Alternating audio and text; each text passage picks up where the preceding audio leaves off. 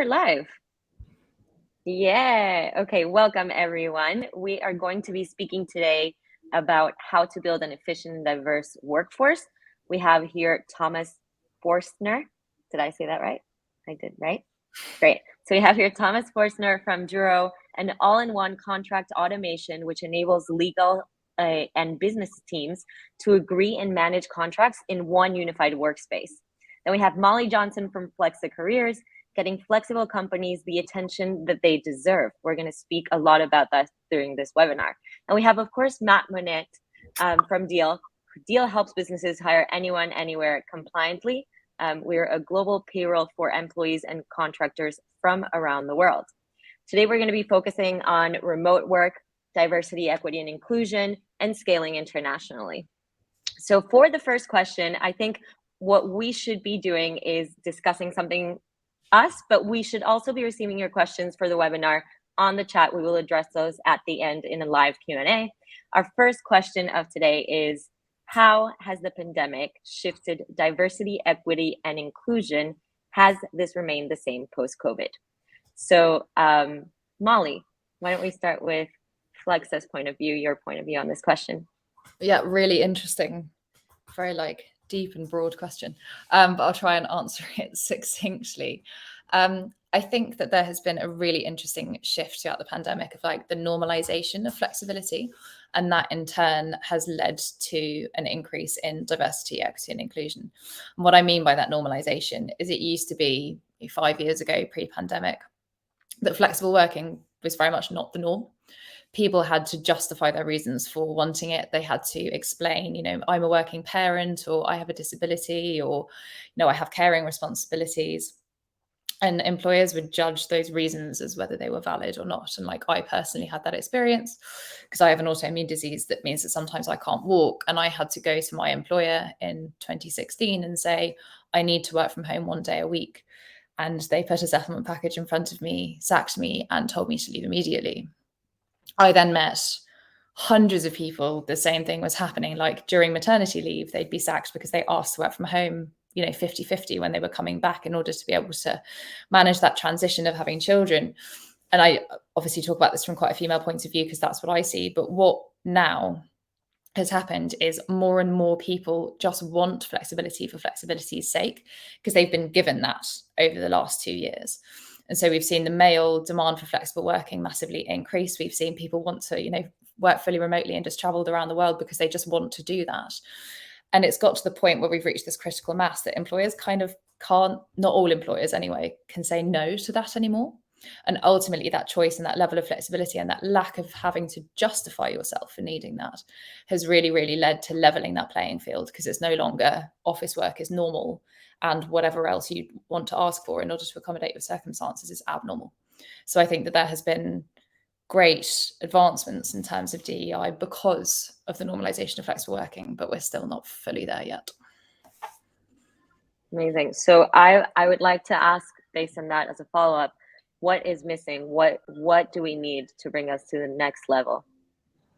I think not every company is embracing that kind of minimum commitment of flexibility, like being able to access flexible working without having to justify themselves.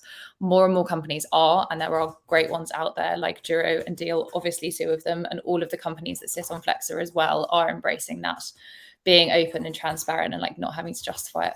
But there are still tens of thousands of companies out there that maybe won't offer that flexibility until somebody requests it after 26 weeks because day one still hasn't been brought in. Not that I think that would really make a difference.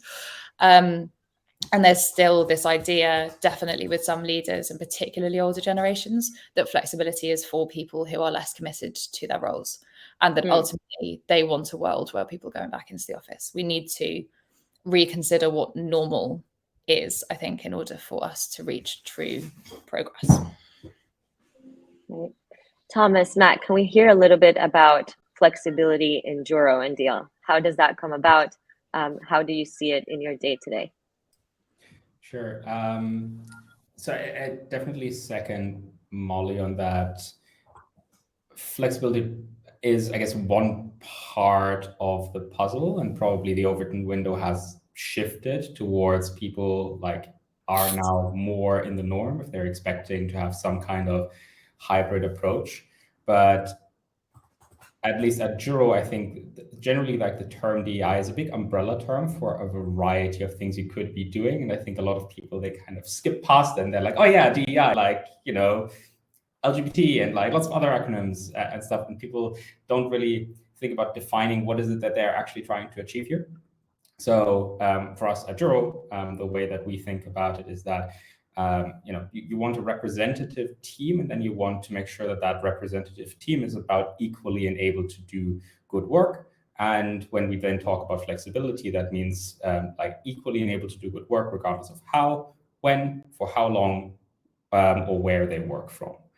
And when you do that, I think you suddenly start to get a bit of a snowball effect of what are all these things that you could be doing. I think it starts with remote practices, right? Yes, everybody's learned how to use Zoom over the pandemic, but knowing how not to talk while you're on mute is not the same as being an actual flexible employer. And maybe you might not even want to be like 100% flexible. Maybe it doesn't actually fit your business model. Maybe it doesn't actually set your people up for success. So you want to be aware of your guardrails. It also continues with what we don't typically think of as inclusive practices. For example, fewer meetings. If you've got, for example, more working parents in the team since the pandemic, you're not actually enabling them if there's like meetings everywhere from 9 to 6. So I guess my advice would be to audit yourself first, and then go through all sort of the axes of diversity that you have or expect to have in the team. Anything from employees of faith, LGBT plus community, women, working parents, anything that you want to kind of take a look at step by step. Talk to a few people, see if you can make tweaks to your processes or benefits that are an intentional way to include them. At Juro, for example, we allow quite as a standard for people who observe Ramadan to work adjusted work hours. So a couple of our employees, they just say working from like 5 a.m. to 2 p.m. and then the rest of the day they're basically off. So we know this in advance. We adjust work hours in advance. It goes all the way to reasons why you can be off sick, let's say. So we are very vocal about including gender-specific reasons for being out sick in our like unlimited sick leave policy. For example, period cramps being one of them. Any pre-existing conditions. We've got a few people with Crohn's disease in the business, means they might need to go to the doctors more often. Goes all the way to choosing the healthcare provider that is the most gender affirmative. For example, Bupa is actually probably the most advanced in the UK for healthcare. So it's all of these like 80% small things, and that's what we're trying to do at Juro, to not kind of delve into this sort of tokenism, like, yeah, we're a hybrid employer. Everybody's a hybrid employer these days. Great. Matt, what do you see are employees' expectations in regard to flexibility? How do you see it from the Deel standpoint? Yeah, absolutely. I think Deel's an interesting setup and scenario, right? As a company that enables others to work and hire remotely, it's ingrained in our DNA, right? So if you think back to when we were founded in 2019 and to where we are now, we've gone from 2 to over 950 employees in 80 plus different countries. And as a result of that, and not having a centralized office, it means that everyone is remote, everyone's working different hours, everyone has the flexibility that they potentially need to bring their best selves to work. And on that, I think, whether it be looking at specific working times or specific religious holidays or holidays in those regions, it allows for that flexible working setup. But it also allows us as a business to take advantage of the opportunities to really, I want to say, embrace DEI and address some of the issues such as pay disparities in some regions, lack of representation. And as a result, you don't see as much workplace discrimination and things that you potentially see in office. So I think the new world of work and what we do for ourselves and what we do for others really opens us up to opportunities to access wider and more diverse talent pools, from updated hiring practices, wage discrepancies, and really mental health as well. So I think it crosses like quite a bit. And I think that's what a lot of companies that actually utilize Deel services are after as well. They're looking at potentially relocating someone to a place that is better suited to them, or potentially hiring abroad to address DEI, or they've realized over the course of COVID or Brexit or whatever their business is going through, that they don't need to enforce these crazy work in-office situations and can embrace flexibility or trial it. And as a result of that, it opens up a more diverse workplace. So I think it checks a lot of boxes, and I think it's very broad in terms of what we do as a company, in terms of what we embrace from a DNA perspective, but also it's very similar to what other companies are looking to do as well. We're just going to see more and more of it as well. Amazing. Thanks, Matt. So I just want to remind everyone watching that you can send in your questions through the comments. We're going to be doing a live Q&A at the end of the session, so you can send them over. To that point that you were discussing, Matt, and just around this conversation, what benefits should DEI-focused companies look to offer new talent? And also, what do you think has been the impact in the talent market? Do we think that really defines their answer when they're looking to choose a company? Molly. What a question. The benefits that companies can offer in order to be more inclusive and encourage more diverse applicants. I think first and foremost is, to Thomas's point, like flexibility is very, very different from one person to another. Like some people might want to go into an office a couple of days a week. They enjoy that time. That's what they want to do, all the way through to people that just don't ever want to meet their co-workers. They want to work fully remotely and travel. So I think whatever working environment you choose, and that obviously in order to make it a genuinely inclusive work environment, there does have to be a significant degree of flexibility, but making sure that you are super transparent about that from the very beginning, so that people can make an informed decision about whether they actually want to apply to that company and work there, rather than you hear of so many companies like tricking people, being like, yeah, we're really flexible. Then they actually get there, and on day one, it's like, no, you're going to be in the office 4 days a week. So being really transparent and enabling people to actually make an educated decision about whether they want to work there. Don't try and cater to everybody. Let people self-select. I think that's super important. I also think from a benefits point of view, there are so many ones to consider when it comes to a few companies that we work with at Flexa. They call their sort of maternity leave, paternity leave, etc., they call that family benefits. So it's important to bear in mind, like people who might not have traditional like nuclear families and the ability to have families in the normal, for lack of a better term, usual way. Adoption leave could be, fertility leave. There are lots of different family benefits that definitely should be included within the traditional maternity and paternity bucket. I think also having different structures around annual leave. So there have been loads of studies, I'm sure people have read about it, about the pitfalls of unlimited annual leave, and that people don't really know where they stand. And so often it can lead to people taking less holiday, which is obviously not what unlimited annual leave is intended to do, at least you'd hope not. So making sure that people's expectations are very much like set out, and saying maybe there's a minimum of this and a maximum of that, or saying there are company shutdown periods plus annual leave plus the bank holidays, however you want to do it. Or again, as I know Duro do, allowing those to be kind of moved around religious holidays and things depending on your faith. So I think they're two really important areas to consider.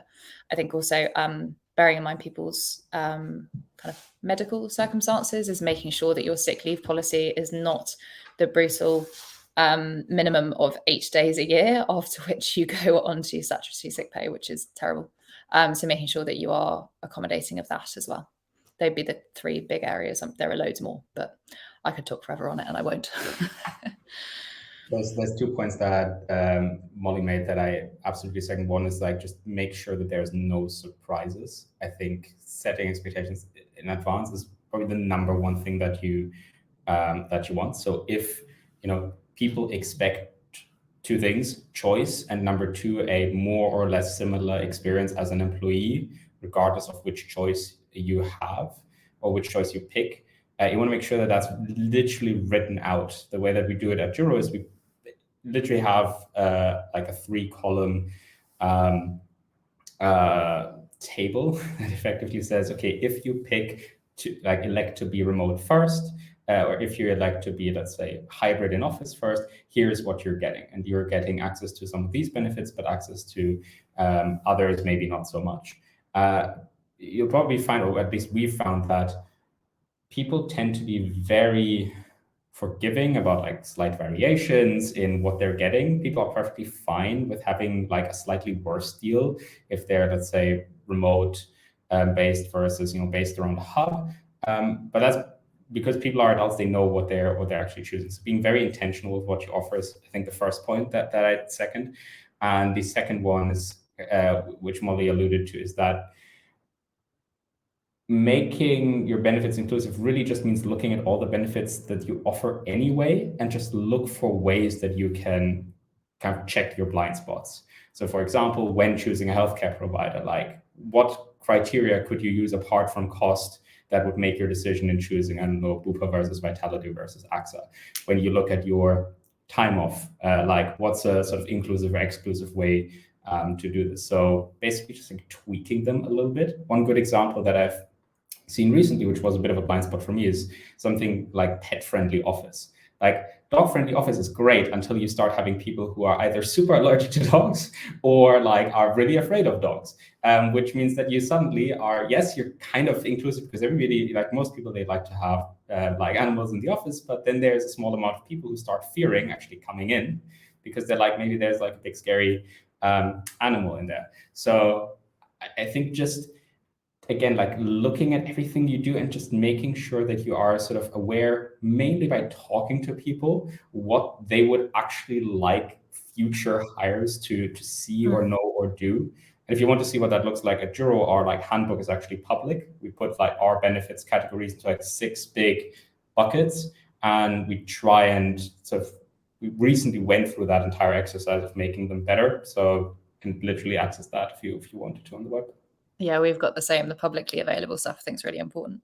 I also think, to build on your point about like dog-friendly offices or the type of flexibility you might offer, as long as your current employees are happy, I don't think that there's anything wrong with saying, yes, we are a dog-friendly office. And then as long as your current employees are happy and there's not one person who's terrified at home because they can't come in, but in the future is going, we are dog friendly, that is what we do because that's what our current employees want, then again, people will self-select. I think a lot of companies get very afraid of putting people off at the job application stage, whereas like to some extent that's what they're meant to do. Like you want people that match well with your environment. You want people that are going to be happy there. And so it's better to be very transparent about it and get a smaller number of better suited applications than have 1,000 to sift through. And then when they actually find out what it's like to work there, they'll be like, oh no, you're saving yourself time and you're making the employee experience, the application experience better.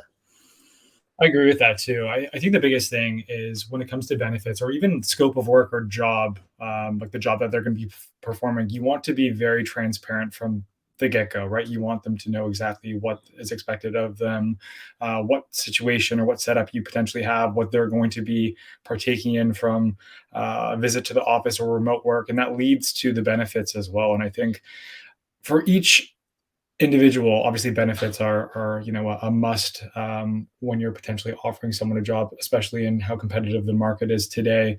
And benefits, again, because we do help so many companies expand into new regions, they're not able or they're not aware of the benefits that they could potentially offer or what is mandatory or what is required. So we advise quite a bit on that. But I think the biggest thing is that so many companies need to get better at offering benefits that are flexible in the sense that they're applicable to multiple people in the form of, wellness allowances or education allowances versus just the standardized, well, you get this sort of health benefit. I think a health benefit is, a must. And, not a lot of people would potentially take an opportunity if there wasn't some sort of basic coverage in that sense. So getting a little bit more creative with, number one, what your team wants, what they're going to find useful and what's going to better their lives to a degree where they, feel like they're taken care of, even if it's not like everything that that they may want. At least they're going to feel like you're providing something to them, and just be transparent as well about like what fits into your company's budget, why it is that you've allocated funds to XYZ, and what have you, because it'll go a long way. To that point also, like people will be able to research your entire company before they ever hit an apply button. So your best bet is making sure that all of that information is readily available. And you probably will seem more attractive as an employer if you have a very clear line on why you do or do not offer a certain thing. You will rarely be like an exact fit for what a person's looking for. But if a person knows that you're forthcoming with what you're about as a business, you've got all of that information available, like Matt said, like, people will appreciate that, and they will probably actually be more likely to stick in your process because they see that you are open to input and actually like willing to change and adjust that as you grow, whether you're a startup or a scale-up or a more established business. Completely agree with that. Bianca, sorry. Oh, no, please. This has been so interesting. I'm like, yes, and then this and that. I'm like thinking of so many questions. But based on what you're saying now, actually something that's worth noting, I think, is that the question used to once, not too long ago, be how to apply for a job. Like, what can I do to get this job? And the discourse has somehow changed into what can I do as a company to attract the best talent. And I think that's really worth highlighting, because hearing all you three, different areas, different companies, it's really interesting to hear. It's really about attracting the right candidates, about how to make the environment good, how to have a good work-life balance, how to have wellness. So my next question for you guys is, how do you think the employer market is adapting to these changes? We focus very much on the employees and how great it is now for the talent, or how it's evolving and growing and what's missing. But from the employer side, what do you think has been the reaction? Where is it going? How quickly are people adapting? It is a tough hiring market at the moment for companies that aren't like 100% flexible, like competitive in every single angle. Like, that's undeniable. One thing that I do definitely think has really shifted, as well as the balance of power. It used to be, I'm lucky to have this job, so I got to apply to every company, and whatever they give me, as long as they give me a salary, that's fine. Like, that discourse has totally shifted. Now what people care about just as much as what they do is how they work. And that really, really big shift, I think, is kind of summarizes what we've seen change over the last 2 years. And for us at Flexer, like, I think that recruitment has become a bit more like marketing. It used to be that you could expect candidates to just kind of cold apply to a job without knowing anything about your company, without knowing your ways of working, without knowing your benefits. And like, you would just get hundreds of applications because the internet made that very easy. Whereas now people are spending more time, to Thomas's point, like, you can research everything about a company beforehand, and people are putting much more care into like which companies they're going to apply to and not bothering to waste their own time. So making sure that at every single stage of the funnel, so you're starting at the top and you're making your company discoverable, you're shouting about what's on offer, you're making it easy for people to find how you work, which is obviously literally why Flexer exists, was to try and fill that gap in the market of discoverability, and allowing people to find the how as well as the what. Then focusing obviously further down, is your application process good? Is it seamless? And then at the very bottom of the funnel, like your interview process, it shouldn't be 7 stages anymore. People are going to get bored. They're getting offers in 5 days. They're getting really competitive offers and often having to decide between like 3 of them, 5 of them simultaneously. So making sure that you are treating it like a marketing funnel at every single point, so that you're optimizing, you know, the maximum number of people are seeing you at the top, the maximum number of people are getting into the middle, and then you're converting as many as you really can. And I think that's been one of the biggest shifts that I've seen, is companies having to adapt to that. And not that many companies are doing it brilliantly. Super interesting. You guys, no? Okay, so I'm going in for the next question. What are the biggest challenges as a result of flexible working?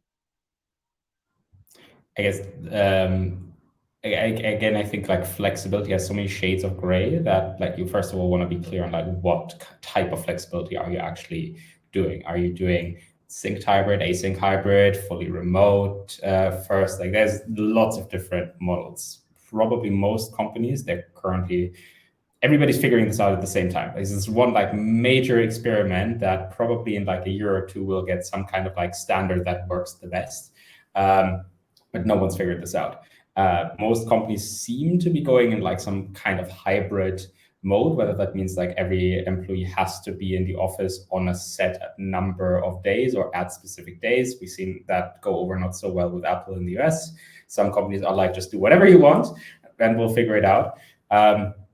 the number one thing you just gotta make sure is that you know whether you're ready for whatever you're choosing, and that you know what you're choosing in the first place. I think there's a great resource from a company called Life Labs Learning called the Hybrid Playbook, which literally provides you a checklist with stuff that you should be doing. It's at least like one resource that I used to use in the past. But just to that earlier point as well, like attracting the best talent. I mean, every company's goal is to attract the best talent. You probably sort of better phrase it as like attract the right talent for your business and then reject the rest already by being very transparent about what you are and are not about on your job site. That starts with putting the salary on there, which is a hot take, I think, for a lot of companies still. But that way, even though the market has been tough for us as well, like inflation of salaries, etc., in some roles we haven't had that problem at all. So we're looking for sales development reps, like most companies, but because we fish in quite different pools, we've actually like hired quite nicely. We've hired some very interesting like people. We have like one ex-professional basketball player. We've got like one really smart 18-year-old who just went straight from school into putting in his own startup there. The reason why we're doing this is because we're not actually looking at CVs. We're just asking like 3 questions that people are supposed to fill out, which gives us a very different kind of set of people. But yeah, that goes beyond the question.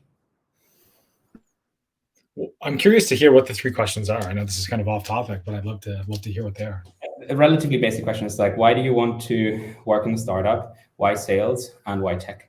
The questions themselves are like really simple, but from like how people answer this, you can get such a good sense of whether that person's going to be good in business development. For example, if people like just aren't detail oriented in grammar, like sort of lowercase i's or whatever, they clearly haven't put enough thought to like reread their message. That's not going to go over well if they're going to have to do like email outreach day in and day out with people. Also, some answers you can just tell that they feel very textbook, and it's very interesting because our applicant tracking system, it forces people to put resumes up, but we actually tell people like this is a limitation of our ATS. We cannot put that button there, but please do not put much time into your resume. Like download your LinkedIn resume for all we care. Don't mind at all. But we found that actually gives us completely different candidates who we would put forward than if we had looked at CVs. We sometimes do this like after the fact. Like, what if we had done this, but doing it the classic route? Completely different set of people.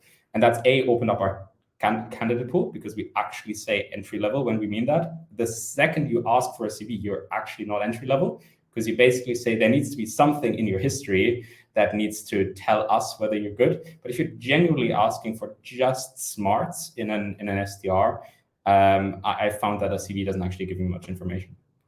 So, sorry, off topic. I love it. No, it's great. It's great.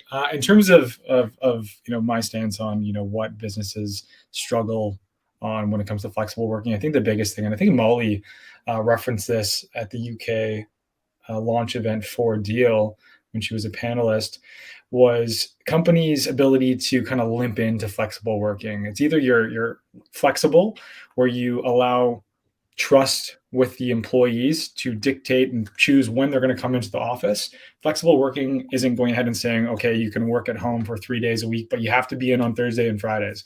That's not flexible working. Like, you have to trust your employees and give them the freedom to choose and select when they're going to be in or out of office or working wherever. So I think that's the biggest challenge for a lot of companies that are potentially looking at introducing this to their current team.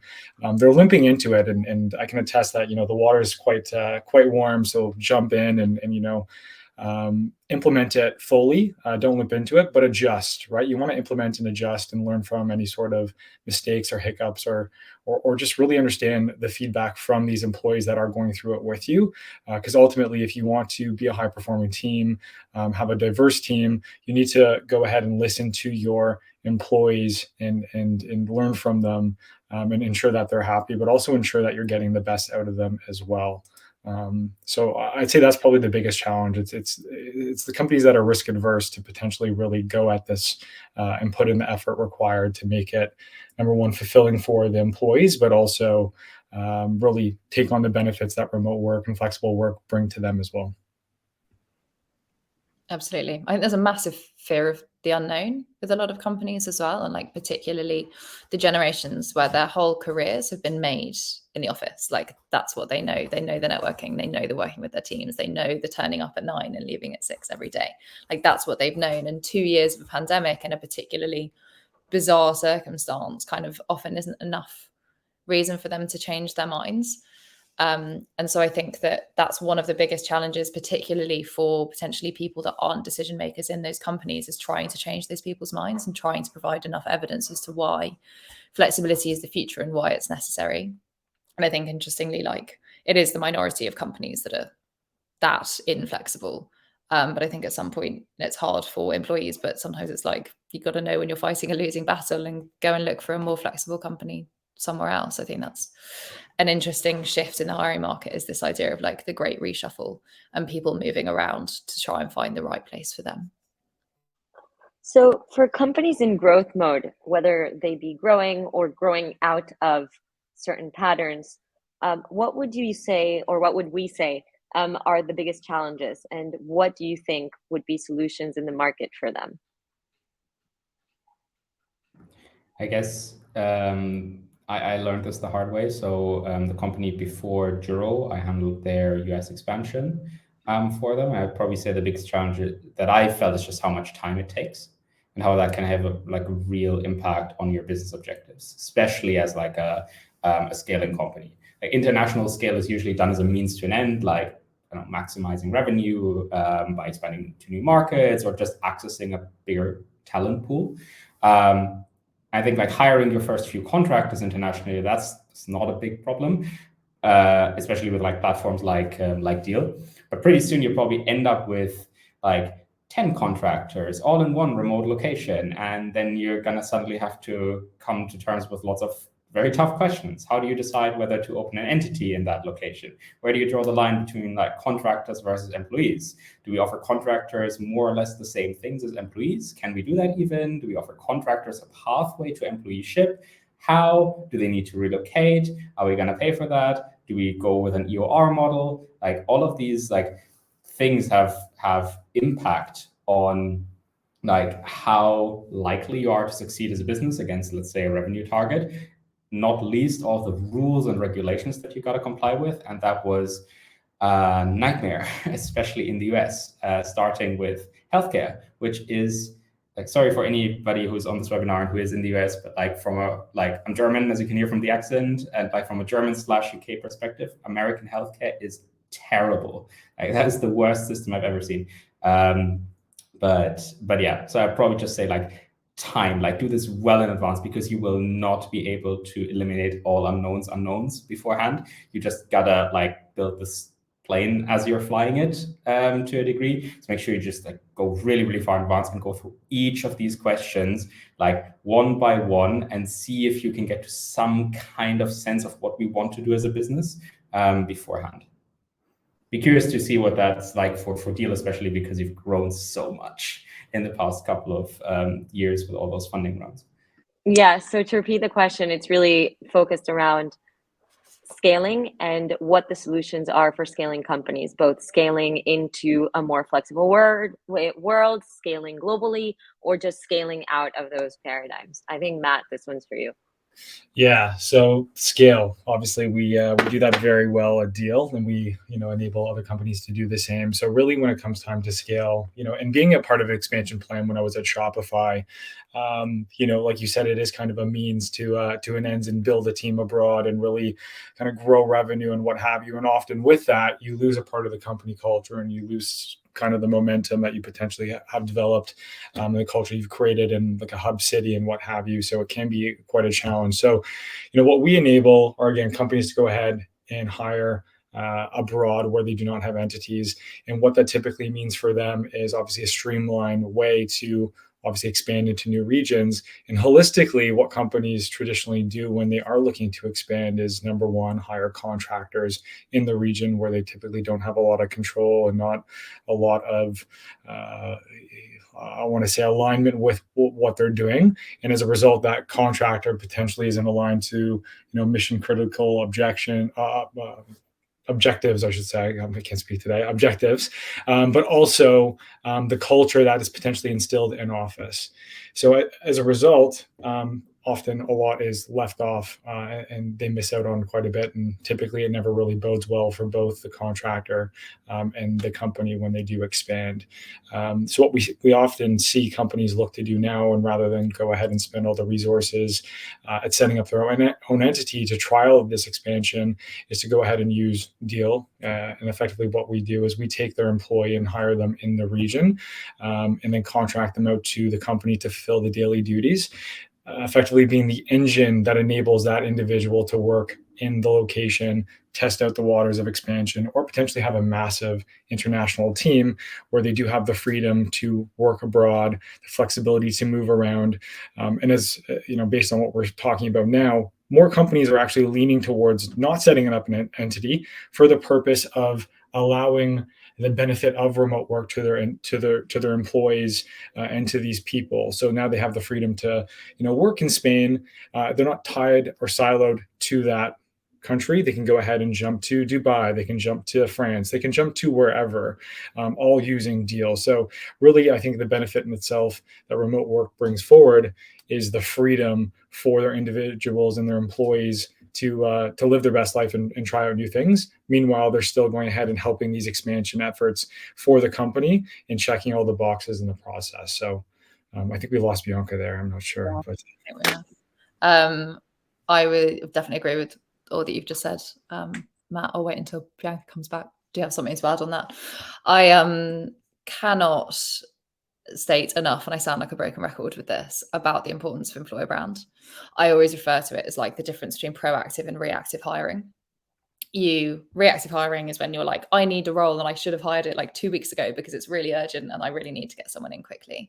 And I think a lot of companies fall back on that quite often, and it's very easy to get into that cycle of like, you just put a job description out and you're under-resourced and you're like, oh God, I really, really need to hire this role. Oh, Bianca, you're back. You guys miss me? my browser just quit. So if we want to talk about different new challenges that we didn't have before, that's a new one. But I was hearing from the background, and Molly, I did not mean to cut you, so I will let you finish. Don't worry. I was just talking about kind of the difference between proactive and reactive hiring, or building that employer brand. And ultimately, if you think about employer brand, it's like building a pipeline of people that think your company is great and that they really want to work for you. And you might not be hiring that right role exactly at that moment, but they have you front of mind as a brilliant company with a great working environment. And to Thomas's point, he said a great little soundbite earlier of like finding the right talent for you. You can do that proactively by getting your employer brand out there, by shouting about your ways of working, by being super transparent. And then when you are hiring for that particular role, you have this pool of candidates that are already aware of your brand. They're already aware of how you work. And the floodgates open with those applications because I get notified through it. Like that's what we specialize in at Flexer, is people being able to save those companies and wait. And then when they're hiring for that role, they get notified, and brilliant, you've then got loads and loads of applications. I think so many companies, just because there hasn't been the need to focus so much on that top of funnel employer brand marketing, have ignored it for a while. But it can make such an enormous difference in terms of your hiring, and also cost to hire and speed to hire as well. Like I look at Flexer, we're a small company. Definitely from a candidate perspective, we wouldn't necessarily be front of mind, but we started hiring for 8 roles about 2.5-3 weeks ago. And in 2 weeks, we hired 6 of those people because they were waiting to apply to us for when we actually started hiring, because we built that employer brand. And for a small company to be able to hire with no expenditure at all, 6 people in 2 weeks and have those offers accepted, like that shows the power of employer brand. That's the dream. Yeah. No, I can't agree with that more. I think the biggest thing is when you do instill this culture that does provide a venue or a place where people do want to work, they're going to follow you closely. We just opened a couple new job postings, and I'm not sure if you can hear in the background, I keep getting like email pings whenever we get an application, and it's just been going off all day for these specific roles. And again, people sit back, and being someone that, a traditional salesperson, if you would have said, hey, Matt, like we're going to shift 100% to remote work, like 5, 6, 7, 8 years ago, I'd be like, no, I'm out of here. Like, I need to be in office. I need to be around people. And now I would never go back, right? And I think the biggest thing is that it does enable so many people to bring their best selves to work, and it does open up the freedom to learn from others and the freedom to interact with others and travel and do all these really interesting things. And as a result, it brings a very cohesive environment to the company, because you can share these stories, you can share these learnings. And these stories are things that you share on LinkedIn or you tell your friends. And then when you do have a job opening or a job posting, so many people hear about these companies that do enable, flexible working, or flexibility in the workplace, or allow people from all walks of life anywhere in the world to potentially get hired or have opportunities. It's just going to be good for everyone. So yeah, I couldn't agree more with you, Molly. Yeah. So I think another question that I wanted to segue into, now that we're in this growth question and scaling question, we have all of these topics that we've touched upon, i.e. brand or policies, or just keeping it top of mind and how we make it an appealing company for people to work in. But then once you have that in thought, you actually, I found very interesting, have to implement software and solutions that actually enable you to do that. I think that's where Juro, Flexa, Deel really come in and do it very well. Flexa kind of like makes it so that everyone knows which are the companies that are already doing this. But I think, Matt, perhaps you could speak about Deel, Roots, and how you, on a software acquisition level, on a hard level, implement so that you can really bring this forward and offer this to the employees. Yeah, absolutely. So I think the biggest thing with any sort of expansion plan or hiring internationally and offering flexible work is that it's very difficult to go ahead and give everyone the same tools across the board and have the same kind of stack. So obviously what we enable is the ability to have every single international employee and your in-house employees on the same platform, from a day-to-day management, but also from a payroll perspective. Thus, we become kind of the one throat to choke for everything from payroll to time off requests and compensation and what have you. And with that, we have stacks that go ahead and plug into things like Slack. So if someone does request time off, regardless if your entire team's using Slack or their line manager's using Slack, they get a ping where they now can, approve those time offs. They can go ahead and view when they're out of office, and it integrates to all these other tools, what makes it very easy to manage these remote teams and these international teams, because they link to every tool that you use within the business. And I think the way that the world is going, and what we're hearing from our clients as well from a tech perspective, is that they are looking for that flexibility. They do want those APIs. They do want those plugins. They want those easy to use tools that bring everything together holistically. So they are using one vendor, they are using one supplier to enable their whole team and their whole workforce. And I think that's, obviously been a key to our success at Deel. We've listened to our clients, we've listened to our customers, we've listened to their employees, obviously the people that they hire through Deel, and we're constantly striving to, number one, not only better our product, but also provide the best customer experience for these individuals. Because I think as the world changes, and as remote work changes, and as flexibility hopefully becomes in arm's reach of everyone, the products that they use are able to enable that. And I think that's what we've done quite well. I think I am tooting our own horn a little bit, but no, I think that's kind of a summary of what we've seen and what we've been hearing from clients and companies alike. Cool. Thanks, Matt. Stacks is obviously the word I was looking for and struggled with. But Thomas, how do you do it at Juro?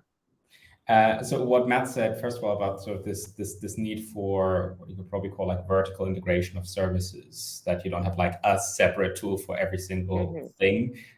We definitely hear this as well. Like in our case, Juro, we're all-in-one contract automation platform, meaning that effectively the jobs that used to be, first of all, like paper-based, right? You need to like shuffle contracts like around or whatever. Like that hasn't happened for like the past 20 years in many companies. A lot of companies, they did go digital, but they literally just replaced like lots of different systems to move through on paper to doing the same thing digitally. So the general process that we see with companies that feel a pain of contracts, especially as they grow, is they draft it in Microsoft Word maybe, or Google Docs if you're feeling fancy, then you email it.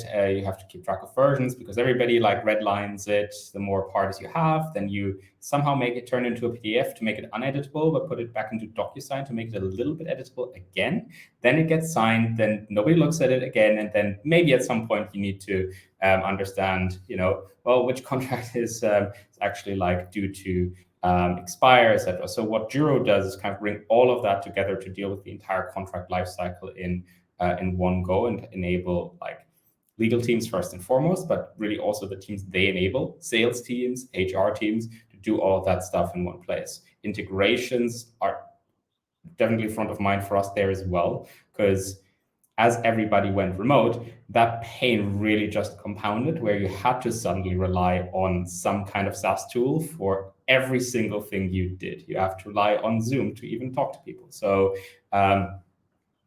making sure that you don't just have a tool that's fit for purpose for a certain amount of things, but also tools that actually talk to each other, that, your ATS, whether that's Greenhouse or Lever or Workday, like talks to Juro for your contracts, talks to Deel for actually like setting on payroll, so that you don't have to do all of this again and again and have like the possibility of a really bad experience for either customers or for employees. That's just such an avoidable problem, right? You don't want, like, the worst thing you can possibly do is to ask a person to give you the same information twice. There must be an error on your end that you can correct for to ultimately make that experience more frictionless and accessible for everybody, regardless of where they are. That word async is thrown around a lot, but that's ultimately what you're doing. And with Juro, that's ultimately the mission that we've got. We want to, make contracts frictionless and accessible to everybody, because they're the lifeblood of a company.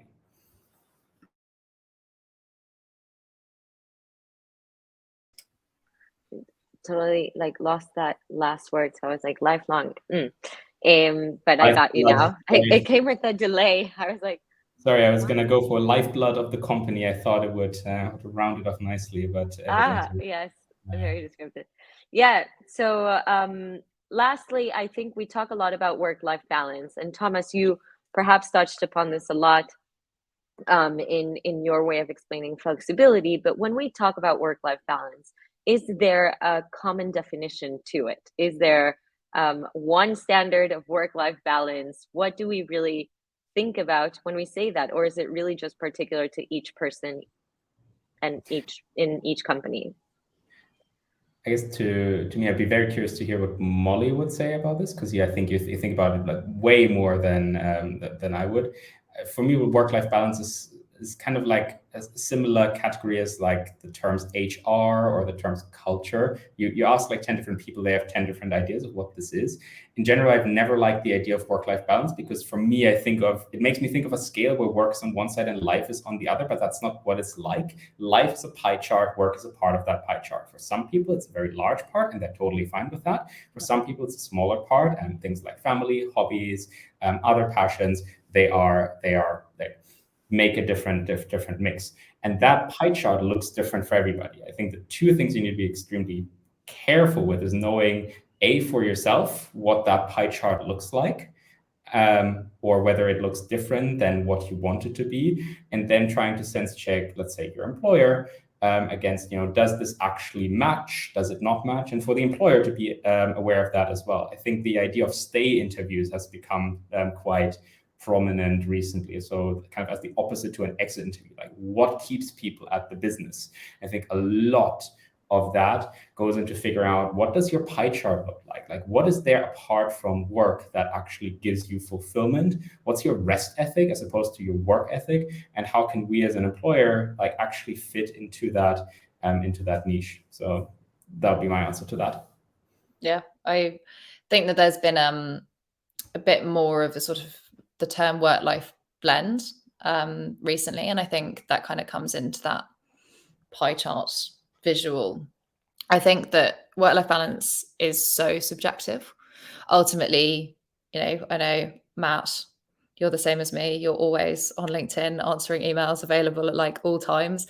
And that to me allows me to balance my work and my life in a way that suits me. And like, I might go for a run in the middle of the day, might be walking the dog, might work quite unusual hours, but that is my idea of work-life balance. Whereas to somebody else, it could be working 9 till 5, not having Slack notifications turned on, very, very set boundaries. But during that 9 till 5, it's just work.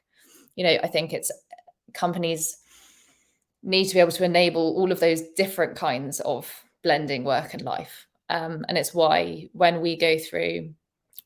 companies go through our certification process, the kind of like Flexer accreditation, we ask employees about their perception of work-life balance. And it's very interesting that even in teams that probably have the same numbers of workload, same levels, people will answer that question incredibly differently. And it's not so much that we need everybody to say, great, work and life totally fit around each other. It's that we ask that question because we want to avoid that red flag of like everybody feeling burnt out, everybody unable to balance their blend, or as Simon said in the chat there, like have a rhythm between work and life. Because ultimately, you can work at the most flexible company in the world, you can travel and work from anywhere and completely asynchronous hours and amazing benefits. But if you're working solidly 18 hours a day, you can't enjoy that level of flexibility. So there is a limit to which a lack of work-life blend or balance or rhythm really starts to impact flexibility, which is why we ask about it in our accreditation. But we're super aware of its subjectivity, which is why we use it in a perception-based survey so that we can try to quantify that. But it is, even just in our team, there are so many different ways of dealing with work and life together, and it's totally what fits with you. And companies need to be aware of that and allow people to set up their working environments in that way. It shouldn't be that everybody has to have Slack on their phone. That shouldn't be mandatory, or that people are contacted on weekends if they don't want to be. Whereas I wouldn't mind, but I know that other people would hate it. Mm-hmm. Yeah, I agree with you. I like Simon's comment there in the chat, work-life rhythm. I think that's definitely something that we've all seen, right? I think to Molly's point, work-life balance is a super subjective term to what people deem work, what people deem life. Like Molly said, I'm best reach outside of like work hours on Slack, email, phone, WhatsApp, LinkedIn, whatever it is. I typically have like a response time of like 2 minutes at like 5 a.m. for Bianca when she's in like Venezuela and it's midnight there. Who knows, right? So I think it's what works for you as an individual. I'm one of those people that like thoroughly enjoy working and being around for customers and the team and what have you. However, there are times that are of course sacred to me or sacred to the team that I know I'm not going to bug them. And I think having tools like WhatsApp or Slack or what have you, and putting like a little emoji when you're jet setting or on vacation, you have to honor those things and not ping someone when there is a palm tree, and know the individual and know how best they work. There's obviously different personality types for each person, and one thing that I've done in the past is really understand what kind of Enneagram type certain individuals are, so that way when you are potentially approaching them when they're outside of work hours, or approaching them when they are inside of work hours, or when they're on a vacation or holiday or what have you, how to approach certain situations, or not to approach them at all when they're in these work-life rhythm moments, to better let them enjoy what they deem work, what they deem life, and not try to interrupt that. So I think that's big as well. So yes, I was also going to say work-life rhythm. I think I'm going to definitely start implementing that phrase into my life and my conversation. So thank you, Simon. If anyone has any questions they want to submit it in the chat, we now have 7 minutes left. We will use these 7 minutes for questions if you have them.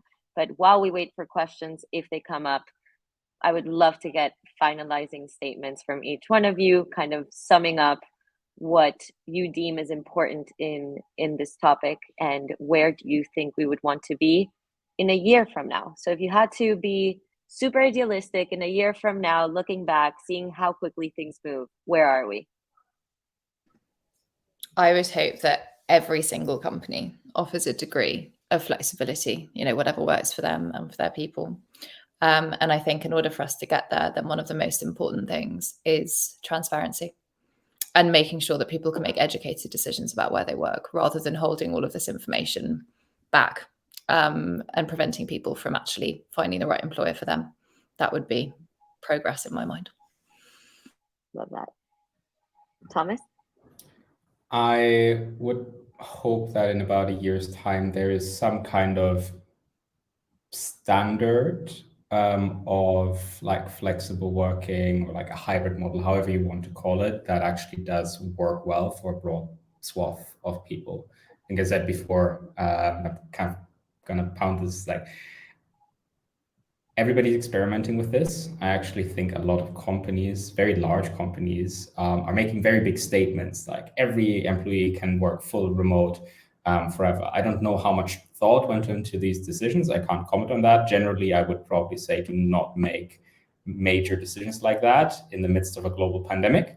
But I do hope that by 12 months time, there's kind of an understanding of, okay, here are the rituals, ways of working, general like tools, accessibility, or so the baselines that every employer needs to have if they do commit to offering a hybrid workspace, so that everybody who does actually move between businesses can have an expectation that this is something that's going to be offered, and not actually go into a company and suddenly the hammer falls afterwards and they see that it's just the Wild West out there and I made the wrong decision. We really don't want people having to hop between businesses because of the constraints of an employer. Yeah, 100%. Matt? Yeah, in a year's time, oof, it feels like a lifetime and at Deel speed. But in a year's time, I'd love to see more companies embrace what the likes of PwC are doing, what Shopify's announced, Airbnb have announced. Obviously, to Thomas's point, more companies are making these broad statements to the market that they are enabling people to work. Sorry, I have a cat trying to jump up on my back right now, so I'm a little distracted. He's wearing a really cool jumper, so he didn't get up to my shoulder, or else I would have showed it off. But yeah, to that point, I'd love to see more companies embrace flexible working. And if I think back to kind of the broad statement of this, as a result of remote working and flexible working, that means that it'll open up the world of work to more diverse teams, multiple cultures being able to join, additional traditions and ethnicities being able to join companies as a result. So overall, I'd just like to see it, the reins let up a little bit. And like I said, if companies are potentially looking at doing this, diving into the water versus just limping in and doing it kind of half-heartedly, that's kind of the goal for the year. And I think, conversations like this and companies like Juro and Flexa and Deel as a whole are really kind of pushing the conversation, but also being very transparent that it's not so hard, it's not so bad, and there's tons of benefits that can come as a result of it. So I'd like to see others do the same. Cool. We have 2 questions in the panel. We're going to give the first one to Molly. Molly, so with being always available, how can you make sure you're not overworking yourself and potentially getting burnout? Also, how can you ensure your teams don't feel pressured to be available at all times themselves when you are? Yeah, it's a good question. I think a lot of people kind of expect the first part of that question to be very much put on employers, whereas actually I think it's also the responsibility of the employee to understand where their boundaries are and what their ideal style of working is and what their work-life blend is to them, and try to work around that. But the other half of that question is very much like companies need to make it okay to manage your time and to manage your ways of working in a way that works for you. And I think that the key to that is encouraging and talking about people's different ways of working. We have people starting at different times, finishing at different times. Some people have Slack on their phone, some people don't. And we talk about the fact that we love that variation, that we like that being very different, and we encourage people to find a way of working that works for them so that they don't feel burnt out and they don't get to the point where they're less productive and absolutely hating their job because they're working too hard. So I think it's a 50-50 kind of symbiotic relationship between you understanding yourself as an employee and your style of working, but also companies making sure that there isn't like an expected way of working or expected behavior, and making sure that variation and diversity and different circumstances and different ways of working are all okay and encouraged. Great. So we're going to take last 2 questions. This one's for Thomas. If you could go back in time 2 years and tell yourself one thing around this topic, what would it be? So I was fearing this one because the one that I probably don't have a good answer for. If I could, because 2 years back, it was a completely different world. Back 2 years back, there was no pandemic going on. If I had to say one thing, I would probably just say cut yourself a little bit of slack. in my position, being a people leader, the general idea of what people function does in a business has shifted so much towards being effectively a product manager for the business. The company builds the product, I help build the company. And that means that you basically have an entire profession that is shifting completely on its axis, and you can basically not rely on any of the established best practices anymore. You just have to adjust everything and rethink from scratch, and you're not going to be able to do this in a month or a quarter or even a year or even 2 years. So I would probably say 2 years ago, which is when I started my work at Juro, I would probably say there's going to be a lot. Journey's going to be great, but please just take it one step at a time, and just delete Slack from your phone immediately, because I did that, to Molly's point, a couple of about a year ago. Never looked back. I thought I had to be always available. I didn't, really didn't. Nobody cares.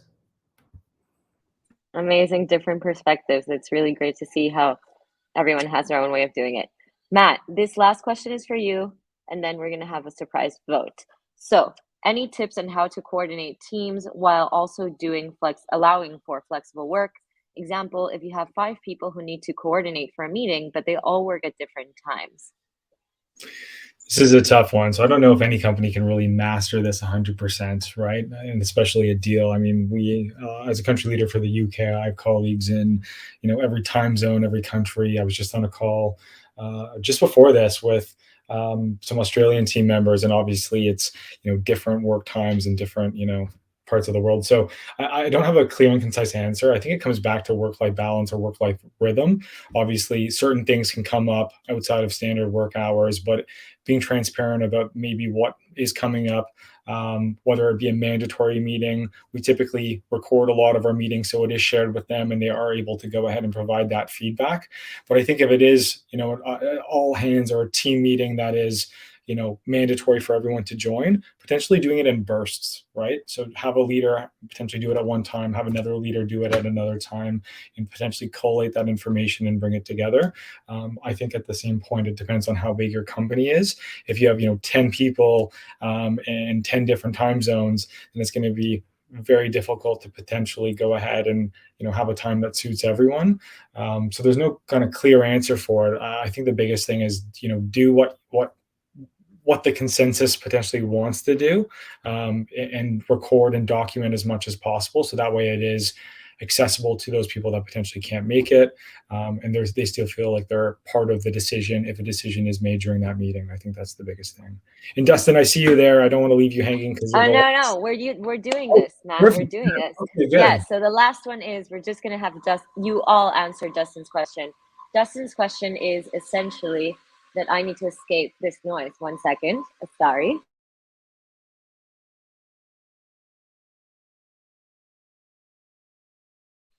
Okay, there we are. We're back to wrap up. So Dustin's question is essentially, how much are we pushing this discourse internally to make sure our companies are this? And then on the second hand, did we choose these companies because they are already like this? So option number 1 is we're pushing the discourse internally. Option number 2 is we chose the companies because we knew that our values align with theirs. So at the count of 3, we can all raise hands. 1, 2, 3. Which one was it? I kind of made the company like it was. Yeah. Flexibility that I wanted. But so then for you, it would be hiring. So would you hire people that want to change things, or do people come to you because they align with your brand? Probably the latter. I'd say we're on the particularly extreme end of flexibility. So great. People select us because of that. Great. So we're all 2s. Name, yeah. I mean, it's there. So the point here as well, Dustin, tips for getting buy-in. I think the biggest thing, and if you hit me up on LinkedIn, I can send you over quite a few reports, documentation, and Harvard studies around the benefits of flexible work, whether it be to increase work-life balance, more productive teams. There's quite a few. So once you share this data, it's pretty, in my opinion, it's pretty easy to get, buy-in if your company is open to potentially making that switch. There's not a whole lot of data that suggests that not working remote or flexible working makes teams less productive unless it's very biased and leans to like a one direction where it's factory work and the factory shut down because no one was in the workplace to begin with. So I'm happy to share that with you and potentially help you sell this internally if needed. Yeah. Likewise, I've got a lot of data to support that too. So thank you, Molly. Thank you, Thomas. Thank you, Matt. We're going to wrap it up now as we've come to an end, but thank you for all your tips. We hope this was helpful for everyone, and thank you for being here. Thank you for having me. Thanks, everyone. Yeah, Omaloa, send me a message on LinkedIn. I'll send them to you too. No worries. Thanks, everyone. Take care.